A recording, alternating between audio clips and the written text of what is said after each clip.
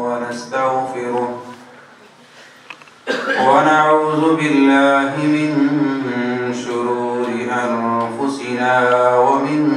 سيئات أعمالنا من يهده الله فلا مضل له ومن يضلل فلا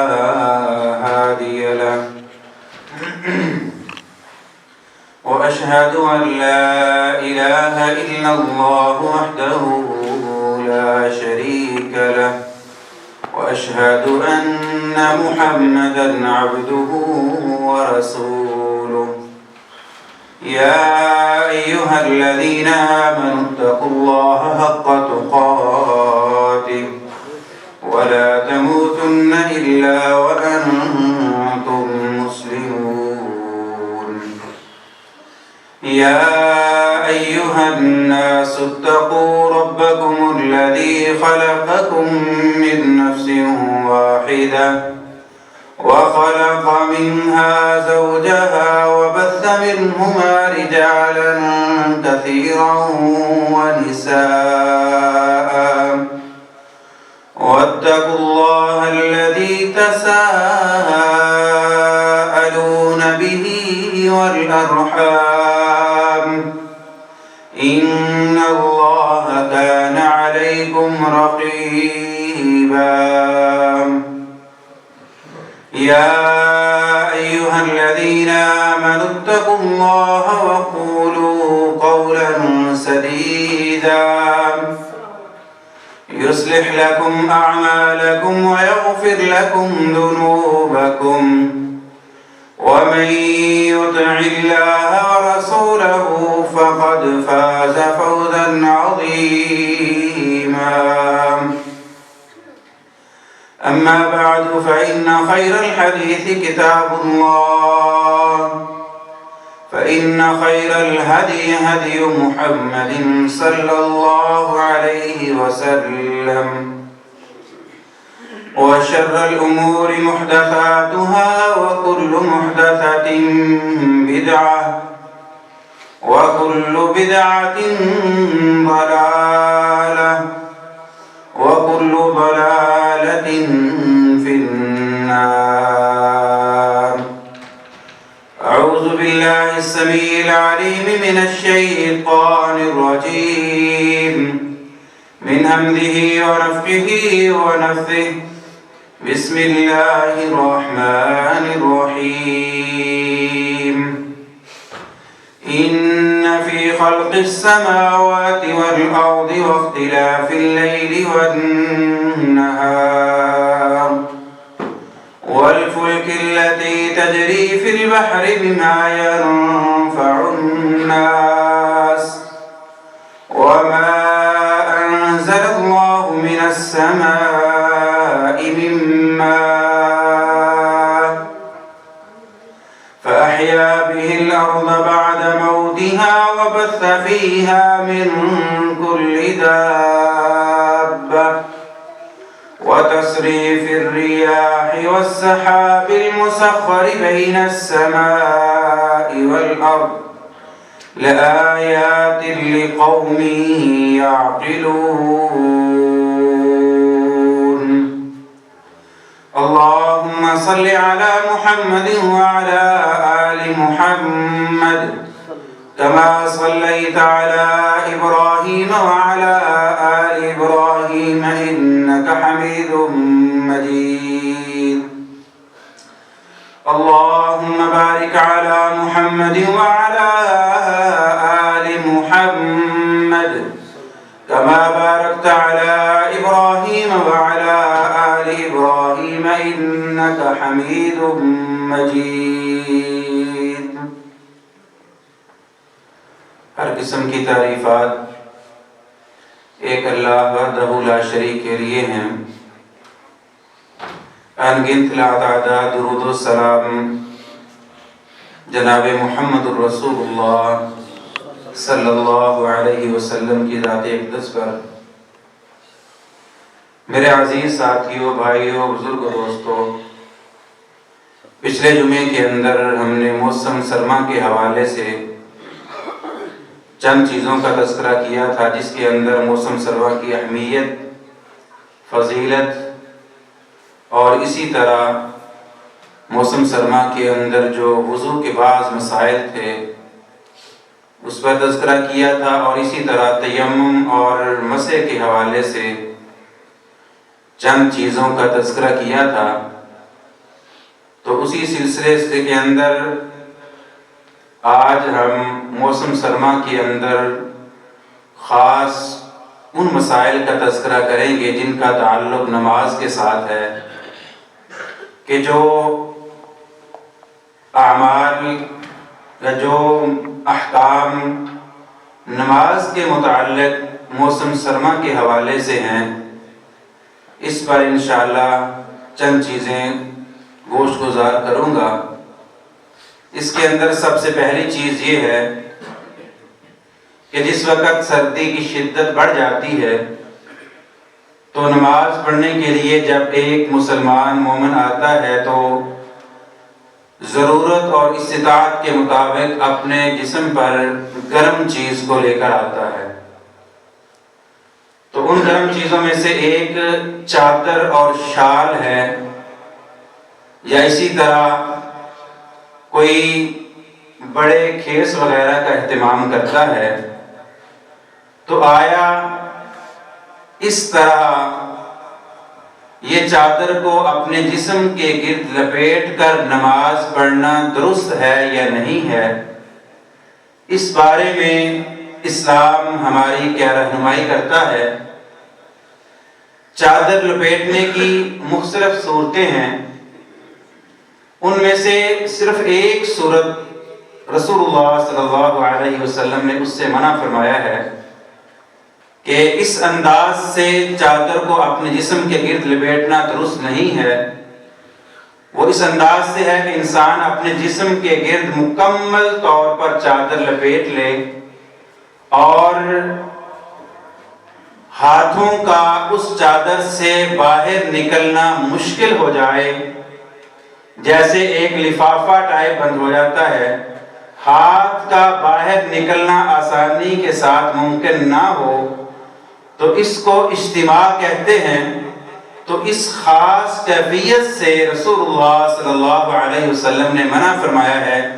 کہ اس کو دوسرے لفظوں میں گونگی بکل بھی کہتے ہیں،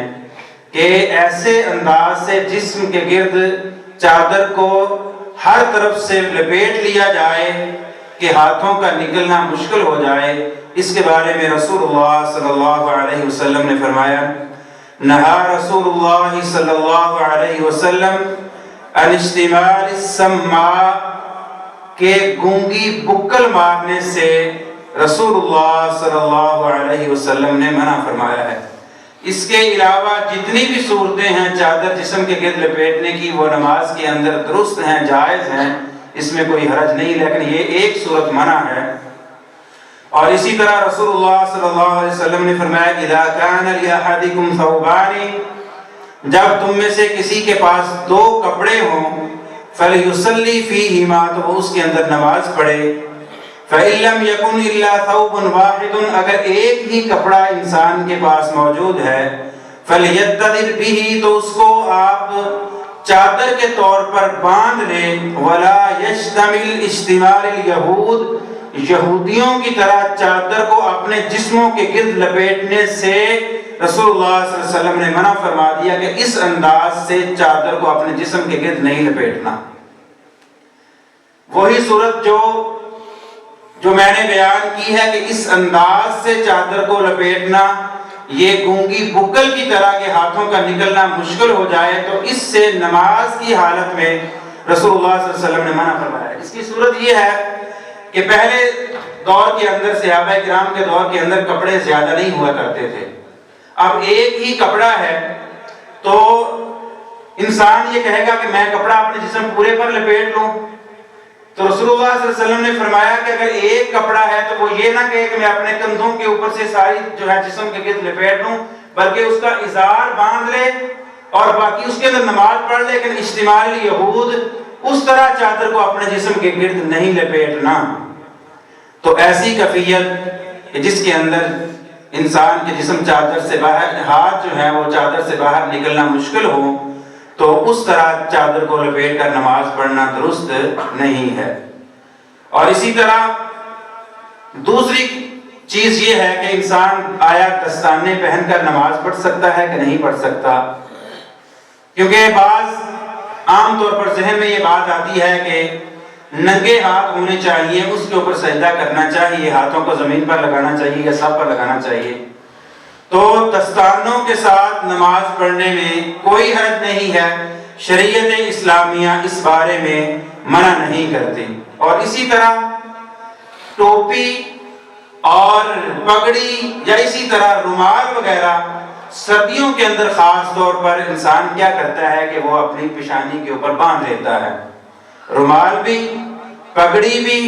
ٹوپی بھی، گرم ٹوپیاں عام طور پر جو ہیں، تو بعض احباب یہ سمجھتے ہیں کہ شاید اس طرح اگر ہماری پیشانی پر ٹوپی موجود ہے یا کپڑا موجود ہے یا پگڑی موجود ہے تو آیا اس کے اوپر ہم سجدہ نہیں کر سکتے۔ بعض لوگوں کو یہ خیال ہے، لیکن صحیح مسئلہ اس کے اندر یہ ہے کہ وہ ٹوپی ہو پیشانی کے اوپر یا پگڑی ہو یا رومال ہو، کوئی چیز بھی ہو، آپ سردی کی وجہ سے وہ پہن رہے ہیں یا ویسے،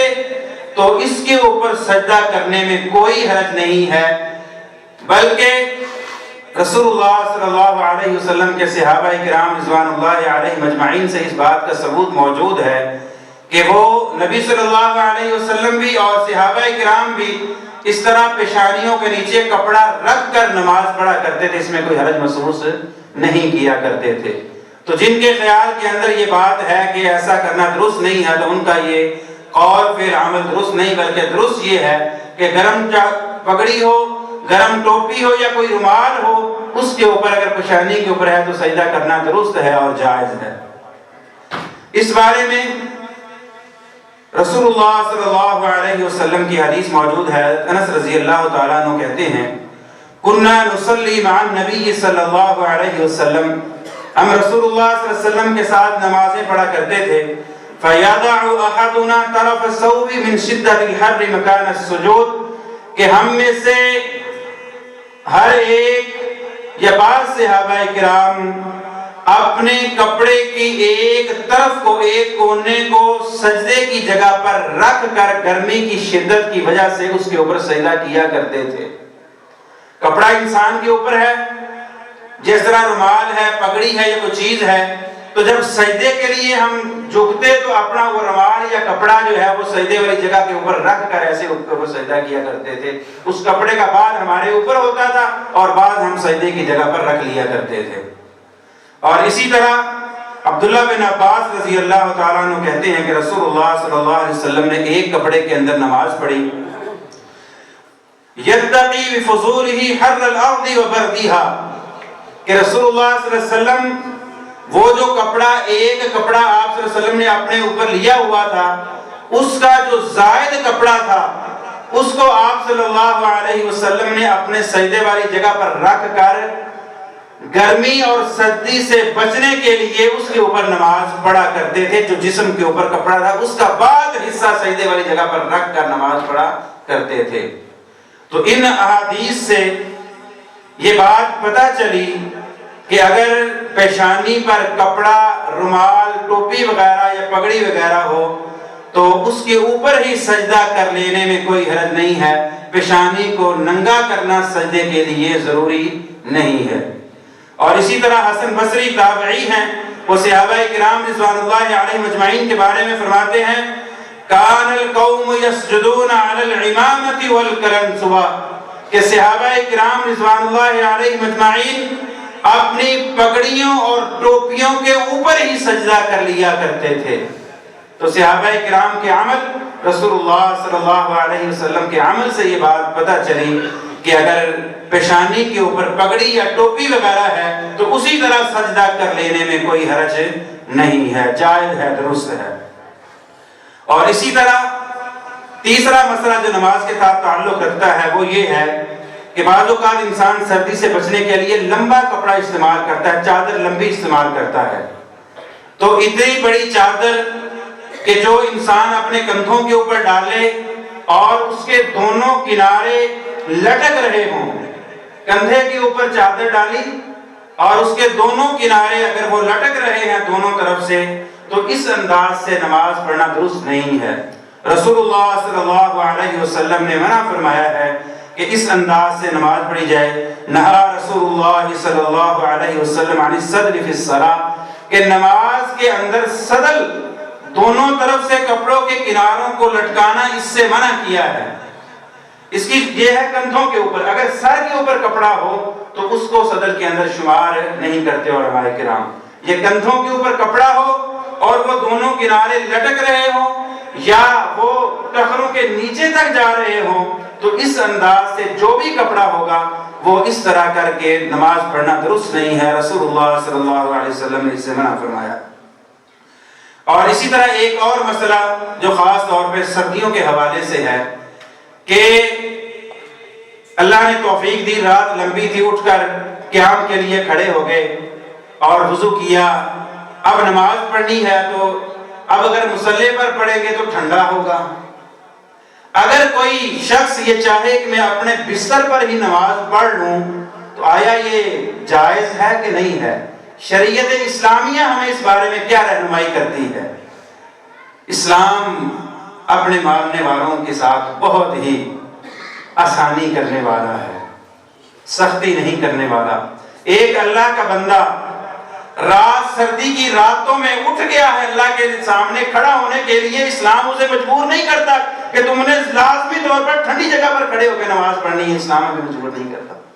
اسلام آسانیاں پیدا کرتا ہے۔ بندے کو اٹھ کے کھڑا تو ہو اللہ کے سامنے، آ تو صحیح اللہ تیرے لیے، دیکھ کیسی آسانیاں کرتا ہے۔ تو بستر پر نماز پڑھنا اسلام کے اندر درست اور جائز ہے،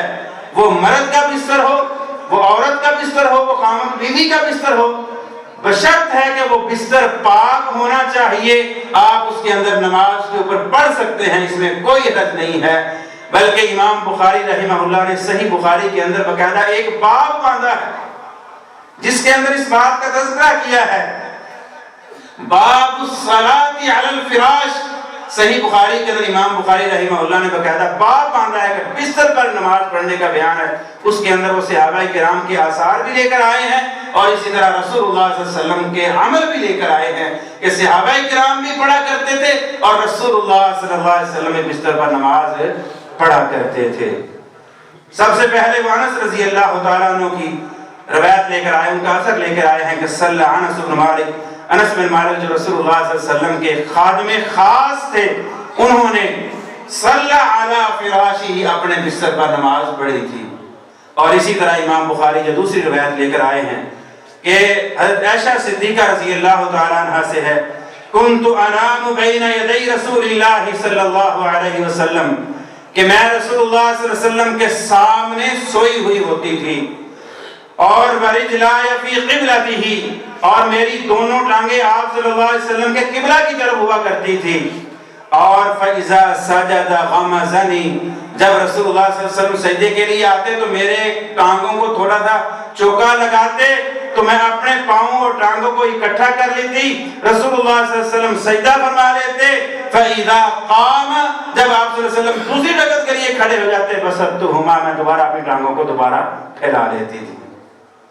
تو آپ صلی اللہ علیہ وسلم اس بستر پر یہ تہجد رات کا قیام کر رہے ہیں کہ جس کے اندر آپ صلی اللہ علیہ وسلم سویا کرتے تھے، اور یہ حضرت عائشہ بھی اسی بستر پر سویا کرتی تھی اور رسول اللہ صلی اللہ علیہ وسلم بھی اسی سونے والے بستر کے اوپر نماز ادا کیا کرتے تھے۔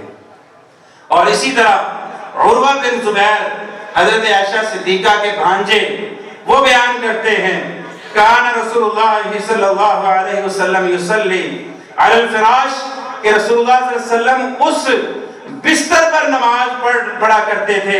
الذی ینامان علیہ، کہ جس پر رسول اللہ صلی اللہ علیہ وسلم اور حضرت عائشہ دونوں سویا کرتے تھے، اسی بستر پر آپ صلی اللہ علیہ وسلم نماز پڑھا کرتے، اس حال میں کہ وعائشہ معترضۃ بین یدیہ وبین القبلہ، کہ حضرت عائشہ آپ صلی اللہ علیہ وسلم اور قبلہ کے درمیان سوئی ہوئی ہوتی تھیں۔ اس سے اور بھی بہت سارے مسئلے ثابت ہوتے ہیں کہ اگر سامنے کوئی سویا ہوا ہو تو نماز پڑھنے میں کوئی حرج نہیں ہے. بہت سارے لوگ اس میں بھی کباہت محسوس کرتے ہیں کہ سامنے کوئی بچہ سویا